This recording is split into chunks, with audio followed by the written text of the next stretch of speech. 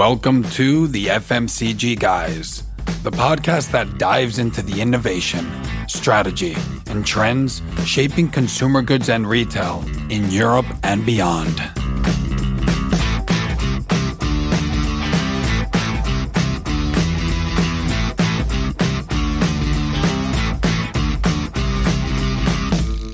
Welcome to the FMCG Guys podcast, live from Groceryshop Las Vegas, where we're here for the now second year in a row. It's been, I think, 3 Shop Talk US's, 4 Shop Talk Europe, and this is the second grocery shop. So it's nice to be back in Las Vegas for the 6th time, I think, or 5th time in 2 years, imagine. Wow. And I'm sitting here with no other than Peter Lizner, who's the head of strategy at the Rohlik Group. Welcome to Las Vegas. Thank you so much for having me. You were telling me that you spent the weekend here, the same as I did, to get a bit of used to the environment and to the jet lag. acclimatize. Exactly. Where did you travel from, by the way? Where are you actually based? I'm based out of Prague, Okay. but these days I'm actually traveling the world quite a lot. So Uh-huh. you mentioned Rohlik Group, but I'm also let's say, the head of strategy for Velok, which is the new company we're launching and expanding basically to all of Europe and US, selling our software, which we'll get into a bit more. Yeah, So- totally. So how did you fly from Prague to here? Because, Las Vegas has I think you can only fly regularly to Frankfurt, London and Amsterdam. Yeah, so And Dublin, I think. Yeah. I was flying actually via Frankfurt. Actually surprised me the route the plane takes. On the North Pole and that so we on. actually flew over Iceland, Greenland. I Yeah. could see the glaciers melting. That's and- pretty amazing, eh? So the view from the plane was very exciting. It's not like the Europe to New York flight where you just see Yeah. sea, but this one is actually quite exciting to look out of the window. And what's pretty crazy as well is that you leave, like the time of the day in which you arrive is not that late compared Yeah. to when you leave. Like maybe you left at 12 and you arrived at like 5 o'clock in the afternoon or something You're like that. following the sun all around the world. It's crazy. It feels like the life is longer. So I wanted to ask you, first of all, tell me a bit about your background, your Uh-huh. career, because I know that you've done, before being in retail, you were in consulting and...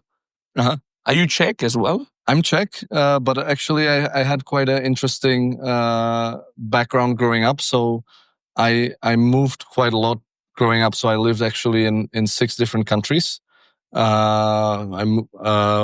Thanks to my basically father's job, who had a corporate job, and we moved around the world, and then also some thanks to me. But I started my career in PepsiCo. In Prague? In Geneva, Switzerland. In the headquarters of Yeah. Europe. Exactly. There I did strategy M&A for the, let's say, the European and sub-Saharan business, which is managed from Geneva. I then transitioned to basically a finance analyst role in Rotterdam, where I was actually studying my bachelor and master as well. And then I actually was working a year in PepsiCo, and I realized the pace was not there for me, and I could kind of see my career and plan it out, let's say 5 or 10 years in advance. And for let's say first job where you want things to be exciting, I was already getting really bored. And how far was that into your career? That was first year. Wow, interesting. First year and a half. Yeah. And that was kind of what was the trigger for me to get actually into consulting. So I ended up moving actually back to Prague to join PwC Mm-hmm. and do basically strategy consulting. Okay. So PwC, but in the consulting arm. Exactly. And it was actually fit into quite a exciting team at that time, because thanks to my, I guess, international experience, that team was actually doing a lot of work, I would say, in the stans area of Asia. So Pakistan. Kazakhstan, Uzbekistan, Azerbaijan. Like in the former Soviet republics. Former Soviet republics. So I joined that team, and we were basically doing a lot of consulting projects there, which was, again, exciting. In general or like in a specific industry? So we were focusing actually across industries, but specifically for that region, what was super relevant was actually the financial services, because in a way they were kind of catching up to where European and let's say Western banks are in terms of regulation and standards, and they were all catching up. So a lot of, let's say, the learnings that we had, I guess, since the financial crisis on risk culture, on basically the Basel directives and all those things, those banks were just basically beginning to adopt them. Oh, okay. And it was actually quite exciting and eye-opening to see even how some of the decisions were being made in some of those banks. Any anecdotes you can share from that time? I think one that my eye dropped was we were in some bank discussing basically how to assess credit for mortgages and loans. Yeah. And that basically we were kind of selling a proprietary PwC methodology, which is used by some Western European banks. And one of the counter arguments we have from the board was that they don't think our method is better because basically they know everyone. The people who basically run the bank branches know all the people they're lending to, and they can make superior decisions based on knowing them. And we were like looking at them like, that's maybe, but then they can do things that are not in your favor, and they can be a bit biased. But in their culture and sort of the way they were doing things up till now, that's how they were doing trust, it. The culture of trust and community, no? So, but for us, from let's say Western European perspective, it was a bit countercultural. Countercultural, yeah, exactly. So, how did you go from doing that to go to Rohlik? So, I did a lot of other projects in PwC, and at that point, I was actually getting a bit bored. Again. And Rohlik was at the time, or Rohlik Group was at the time expanding. It was the tail end of COVID. And Rohlik Group, which is basically an online grocery company, announced that they raised a lot of money. It was, I think, at that point, Series C, and that they're going to basically expand to another several European countries. And at that point, that was kind of super close to me because one, I wanted to go to a startup or let's say a scale up to get a bit more experience. And being in a role where you're based in Czech but have the opportunity to travel and work with different cultures was super close. Yeah. So I ended up... Because the company is Czech originally. Yes, exactly. It was founded in Prague. Can you tell me a bit about like the story of the group? So the group was founded almost, now it's going to be 11 years ago. It was, which seems like a lot, but it's not that much really. Because 11 years ago, actually it's not much at all. It was 2014, right? Exactly. But it seems like a lifetime ago, especially anything before COVID seems like it was ages ago. But it was actually founded by quite a famous Czech entrepreneur who had already several successful startups in the past.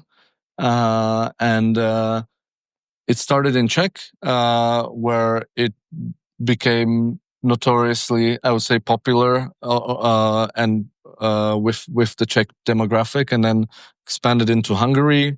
After Hungary, expanded into Austria, and then expanded into Germany. And that was around the time I was joining, when we were basically launching the new markets at that point. Nice. But just to maybe give a bit more, I think, understanding about what actually Rohlik does. And it's, I think the core differentiator of Rohlik is the breadth of the assortment. So you can order from Rohlik up to 25,000 SKUs. It differs, of course, by the market. How does that compare like to Tesco or Waitrose? Or It depends. So if you compare to discounters, I think they're more in the range of 8 to 10. Wow. And then if you go into like Carrefour and other let's say like Carrefour, I think there you're going closer to, you're in the upper teens, if not the early 20s. If you're a hypermarket, then you're getting to sort of our size in terms of assortment. But that kind of makes us unique. And I think what also makes us unique is for online, we're actually in a way doing everything. We do frozen, chilled, and ambient, which is standard across everyone. But we also have basically our own bakery there. So we're baking goods from scratch. Wow. We also have basically an actual pharmacy that's attached to the warehouse. So you can order anything from the pharmacy, which you would normally, and basically have that with your full shopping experience. So you can pretty much, it's in a way a one-stop shop for your full grocery shopping. And when we get into some of our figures later, like frequency, you can really see that people are actually only shopping at us for their main grocery baskets. Interesting. So what's maybe, I think it's important to kind of differentiate us is from, let's say, the other online grocery players, or that was the quick commerce back in COVID days. We're very different to that. Our baskets range from some of the markets like Czech and like Hungary were between like 60 and 70 euro. And when like Germany and Austria were like above 90 and even above 100 euro shopping basket. So we're really doing, let's say, the full shopping basket for. So you can get week. everything. You can get fresh fruit, exactly, fresh fruit, like fresh vegetables, meat, or exactly. fish. By weight, by piece, by like and by barcode, and it's all fulfilled by you guys. Like it's all 1P. Everything is fulfilled by us. We do all of the sourcing, we do all of the fulfillment, and we build all of our tech end to end. And what we've actually done, and as a result of the tech, is we managed to, I think, deliver a superior service level. And what I mean by that is, in Czech, we basically offer standard delivery of 3 hours and express delivery of up to 60 minutes. So we can basically deliver this 100 euro order to you in 60 minutes. But what we're also offering to our standard delivery is 15-minute time slots.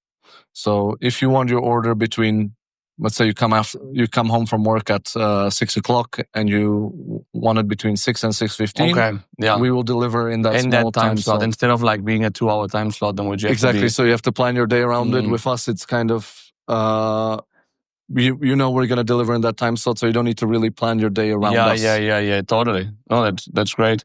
And what was the situation like? So I know Czech, Hungary are big markets for you guys, in Austria, Germany, Romania. What was like especially in like Czech, Hungary, Central Europe type of context, what was the situation of online grocery shopping before? So I think it's actually, we were looking at the figures coincidentally a week ago. And if you look how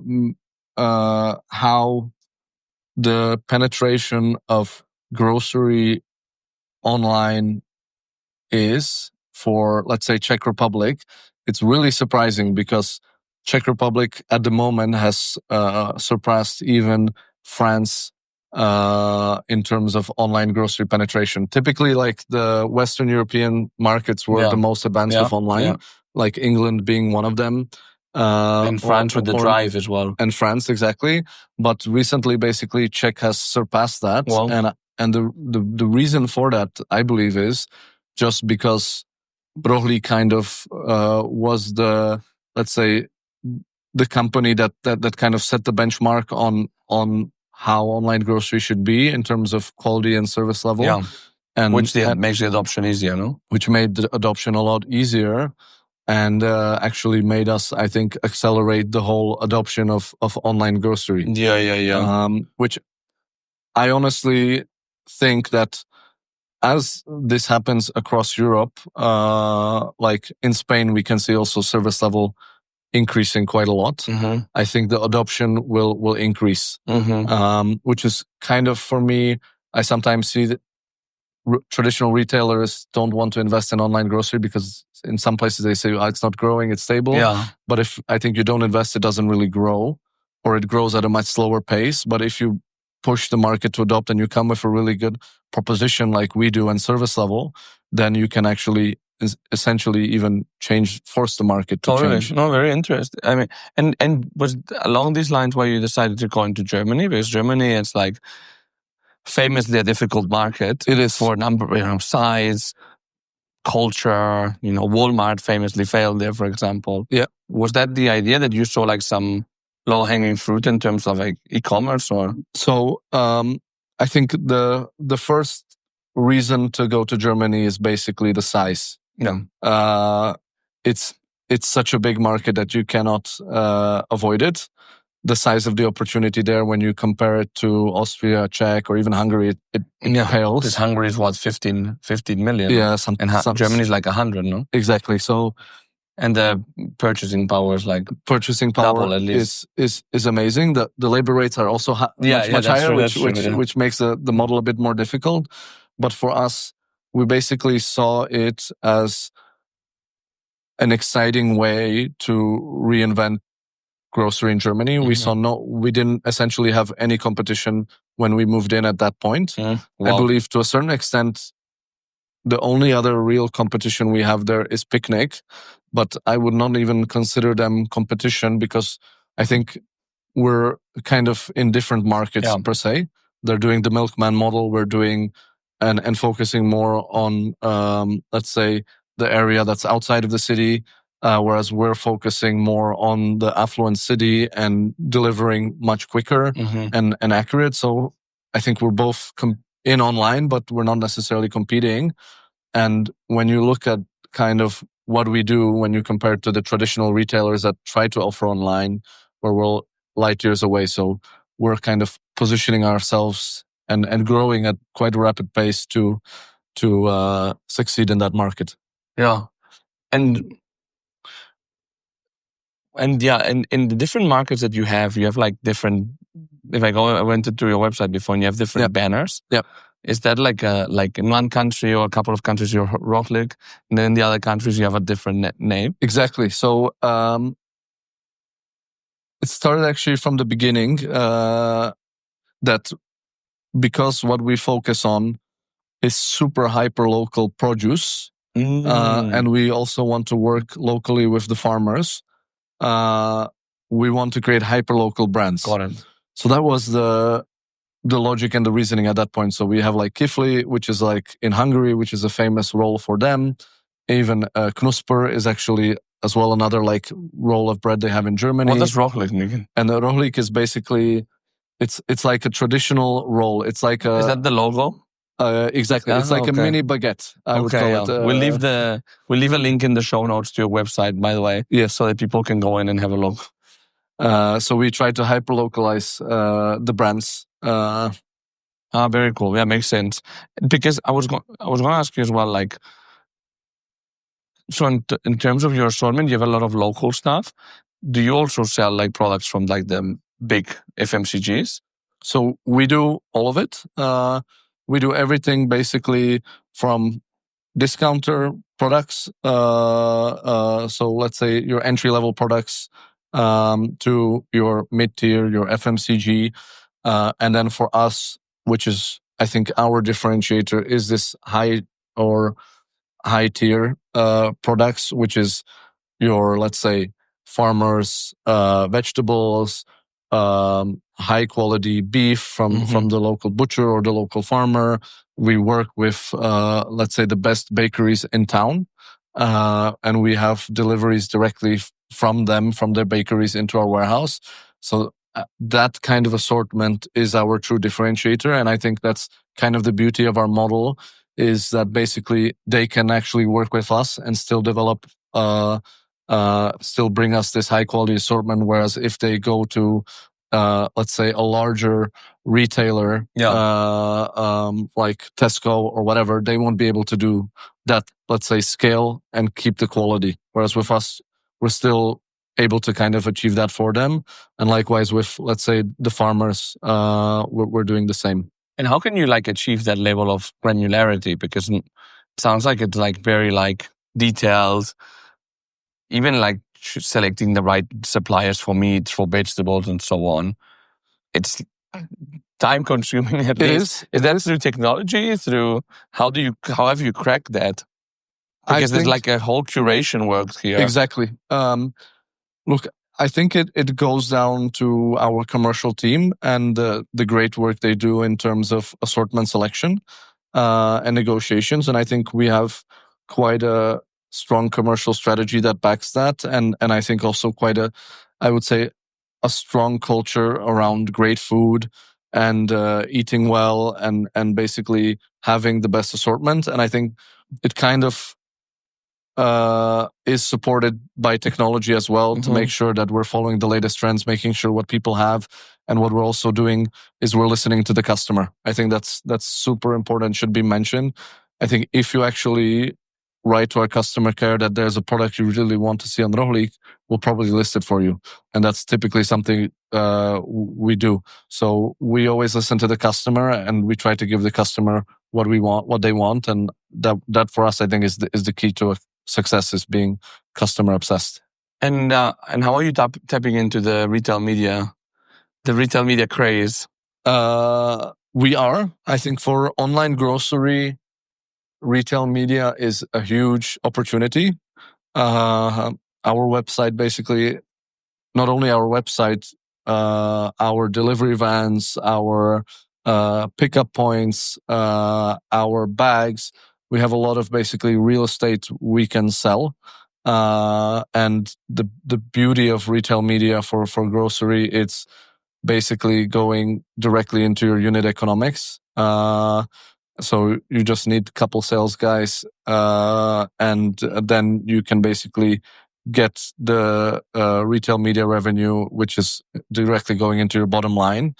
So Rohlik is basically growing retail media. We have our own self-service platform. Yeah. We also have a retail media team dedicated to that. And we have lots of campaigns with, I think, Visa, MasterCard. Oh, okay. So also non-endemic. Exactly. So we do endemic, and we've done endemic since the beginning. And like recently, I think 3 years ago, we've really grown the non-endemic side, as it's an even, let's say, greater opportunity to a certain degree than the endemic side. Mm-hmm. And what is your role, by the way, in the company? So you mentioned head of strategy. What does that mean? So head of strategy, specifically, I would say towards Veloq. So what we did half a year ago was we launched Veloq.com. And what we're trying to do with Veloq.com is essentially sell the software and the know-how that we've developed in the Rohlik Group, selling online groceries for the last 10 years.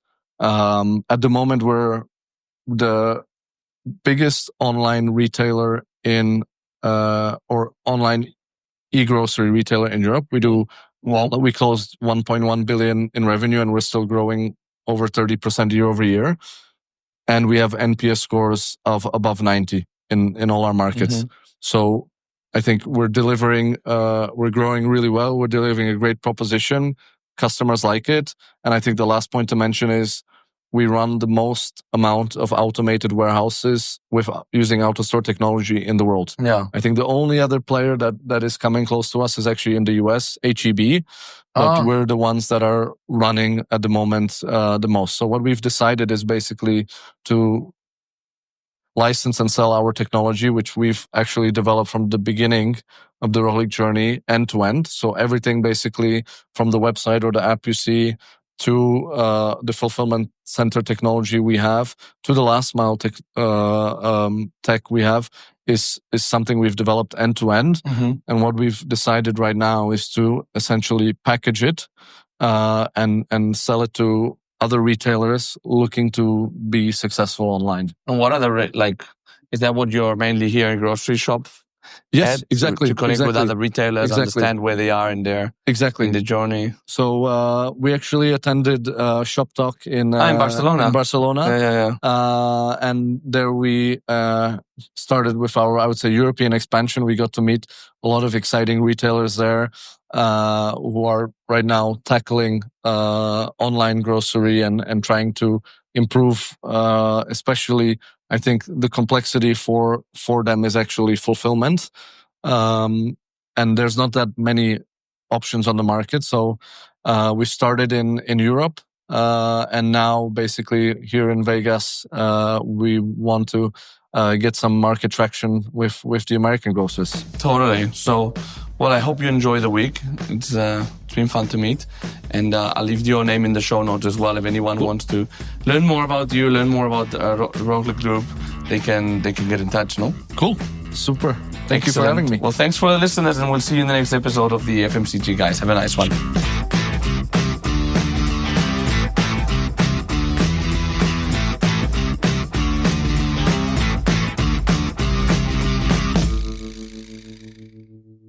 The content in this podcast episode is provided for general informational purposes only. By listening to our episode, you understand that no information contained in this episode should be construed as advice from Dwyer Partners SL, doing business as the FMCG Guys, or the individual author, host, or guests, nor is it intended to be a substitute for research on any subject matter. Reference to any specific product or entity does not constitute an endorsement or recommendation by Dwyer Partners SL. The views expressed by guests are their own, and their appearance on the program does not imply an endorsement of them or any entity they represent.